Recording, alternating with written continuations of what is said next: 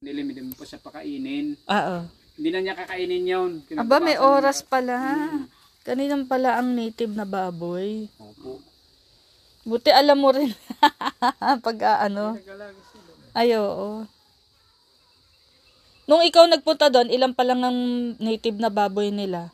Ano po? Kambing lang po ang kambing. Opo, nung inalisan ko po sila. Wala pang baboy damo. Ang bilis palang dumami. Mabilis po yan. Ang Nag-aanak grabe. po ng 6 yan eh. Oh. Oo, nag-anak ng 6 pababa yan. Oh. Eh, kung may 3 kang inahin, kung mag-anak ng 6 yun. Oo ilang nga. piraso yun, 18 kaagad yun. Ang galing. Pagka ibinenta, halimbawa, yung tamang benta na, magkano talaga isa na Pagka bentahan? maliit po, mga ganun siya kaliit, kasi mabubuhay na ang ganun kaliliit eh. Oo. Kaya lang alagain pa yun, nasa mga 2.5 yun. Yung Ah, ganun na okay. kaliliit po. Tapos, pag ganito na, yung talagang presyo Yan, niya. mga 4K hanggang 5K. Ah, talaga, nakamura pa Yan, mura lang sa tayo. amin yan kasi